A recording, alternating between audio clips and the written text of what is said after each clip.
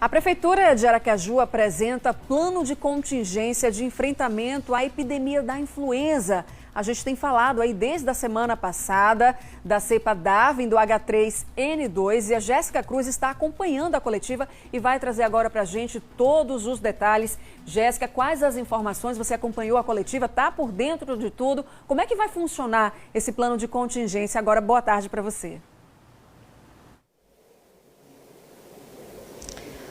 Oi, Aline. Boa tarde para você que nos acompanha pela TV Atalaia. Pois é, esse plano de contingência ele é muito importante, né? Porque apesar de Aracaju ter apenas um caso confirmado para influenza, para H3N2, é preciso ficar em alerta, porque existem muitos casos de síndromes gripais nas unidades básicas de saúde. Por isso, a Prefeitura, a Secretaria Municipal da Saúde, já montou um comitê de monitoramento desses casos.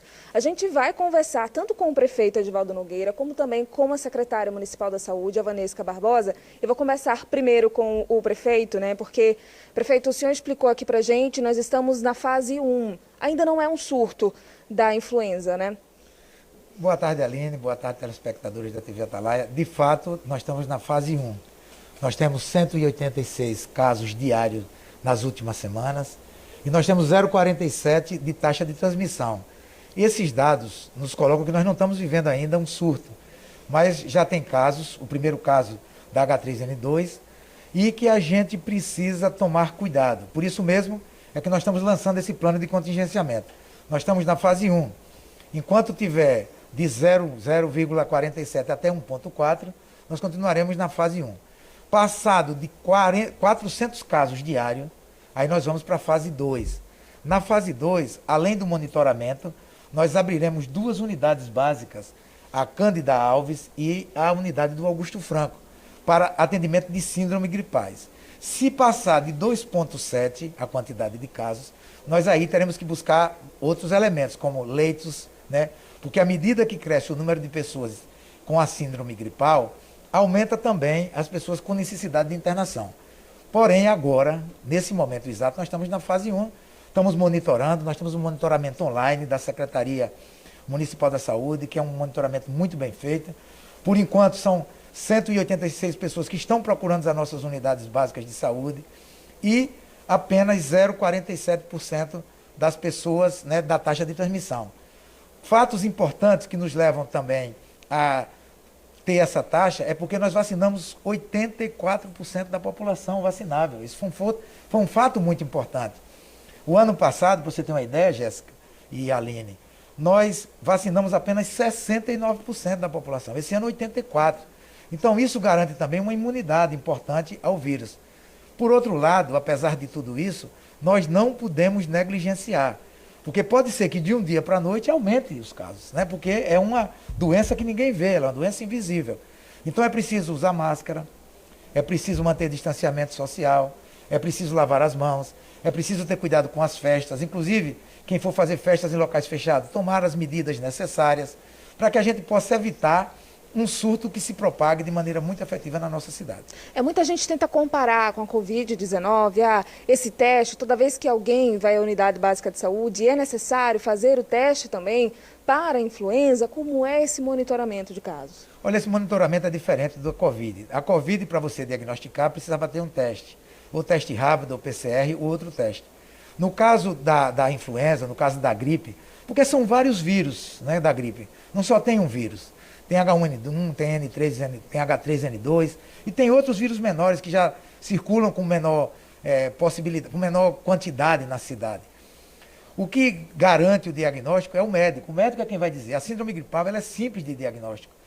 Qualquer médico ele pode fazer o diagnóstico. E na hora que o médico, na unidade de saúde ou num pronto atendimento, ele diagnostica que aquela pessoa tem síndrome gripal, ela imediatamente vai para essa estatística. Então, hoje, né, o Nestor Piva tem muita gente lá precisando de atendimento. No final da tarde a gente vai ver, dessas pessoas que foram atendidas no Nestor Piva, quantas têm síndrome gripal? Quantas são outros casos? E aí nós vamos botar aqui na estatística. Se amanhã de manhã, por exemplo, essa estatística aqui passar de 186 para 400 pessoas, amanhã, no mesmo horário, nós tomaremos outra medida. Qual é a medida? Abrir 2 unidades básicas para tratar exclusivamente de síndrome gripal. Cândida Alves e Augusto Franco. Cândida Alves e Augusto Franco. Aí vai. Isso significa que de hoje para amanhã nós pulamos de 0,47 para 1,4. Se passar de 1,4 até 2,7, nós já vamos tomar outra medida, que significa, porque, por exemplo, se começar a ter 500, 600, 800 casos diários, as pessoas vão começar também a ter que se internar, porque a doença vai agravando. Então nós vamos ter que abrir leitos, né, de enfermaria para atender. Então, esse é o plano que nós lançamos aqui hoje. Um plano muito bem feito pela Secretaria Municipal da Saúde, pelos seus técnicos e pela secretária Vanesca, que nos dão essa segurança e nos dão esse planejamento para que a gente possa enfrentar, né, se for necessário, essa síndrome. Por enquanto, nós estamos ainda na fase 1, não é surto, não tem surto ainda, mas nós temos que nos preparar, porque pode ser que tenha um surto aqui em Aracaju. Vou conversar aqui com a secretária Vanesca Barbosa também, porque, secretária, o prefeito falou sobre essa vacinação e eu sei que o estoque no estado ele é preocupante. Nós temos vacinas, nós temos doses. Foi solicitadas essas doses também? Boa tarde, Aline. O município de Aracaju recebeu 231.600 doses. A prioridade é a vacinação daqueles grupos que são considerados mais vulneráveis pelo governo federal, que são os grupos que podem evoluir para maiores complicações e óbitos. Crianças, puérperas, gestantes, idosos e os trabalhadores de saúde. Nesse grupo, nós atingimos a meta de 83,4%. Então, foi um bom atingimento de meta, já que o Ministério da Saúde preconiza aí 90%, e no Brasil a meta atingida foi em torno de 70%. Quando o Ministério da Saúde autorizou, liberou que essas vacinas também pudessem ser feitas na população geral, nós também vacinamos a população, vacinamos aí mais de 123 mil pessoas, o que, de fato, hoje, Aracaju quase que não tem dose. Nós vacinamos aí mais de 99,6% de todas as doses recebidas. Isso é bom porque, de certa forma, imuniza uma parte da população e serve de barreira para a transmissão do vírus. E desde o dia 17 de dezembro, o município de Aracaju mandou um ofício, tanto a secretaria mandou como o prefeito também mandou, solicitando ao Ministério da Saúde mais vacinas. A gente sabe que a vacina da gripe ela é preparada no final do ano para que no próximo ano, antes do inverno e do outono, ela seja disponibilizada, geralmente com a cepa que está circulando no ano anterior. Então, é possível que o Ministério da Saúde não tenha mais essas vacinas, porque é uma vacina de campanha. Mas o que é que pode fazer com que a gente consiga evitar essa transmissão, essa disseminação? Continuar fazendo as medidas preventivas, usando máscara, final do ano, viagem, continuar fazendo essas medidas preventivas. Com a máscara e com o distanciamento, a gente consegue evitar essa transmissão. Ainda sobre a vacinação, porque nos dados que vocês apresentaram aqui, secretária, a gente via uma certa preocupação com relação à vacinação, a cobertura vacinal de crianças, de gestantes, de puérperas, abaixo dos 60%. Quando essas doses chegarem, o foco ainda vai ser o grupo prioritário? Sem sombra de dúvida, o foco sempre será o grupo prioritário que é estabelecido pelo Ministério da Saúde. Então, as crianças abaixo de 2 anos, as gestantes, as puérperas, são grupos que realmente não atingiram um percentual significativo. Talvez até porque nós estávamos vivenciando a vacinação da Covid e da influenza ao mesmo tempo. Existia lá no início do ano uma orientação do Ministério de que desse um prazo de 15 dias quem tinha tomado vacina de Covid para tomar vacina de influenza. Isso, de certa forma, causou uma insegurança na população e alguns grupos ficaram com medo de se vacinarem. Mas a gente chama a atenção da população, uma vez que cheguem mais vacinas, essas vacinas serão para esses grupos prioritários. Agora, só para a gente lembrar o pessoal de casa esses sintomas, porque eles são muito parecidos com outros vírus, inclusive a Covid. Sim, são sintomas gripais. E quando a gente fala sintomas gripais, eles vão desde um resfriado comum, que é uma congestão nasal, que é uma febre leve, até sintomas que podem levar a pessoa a ter uma pneumonia, dores no corpo, com tosse produtiva e com necessidade de internação e óbito. O que vai diferenciar é se essa infecção está sendo pega por um grupo desse que é vulnerável, por exemplo, um idoso que é diabético, que é hipertenso e tem um potencial maior de, uma vez infectado, evoluir para um caso mais grave.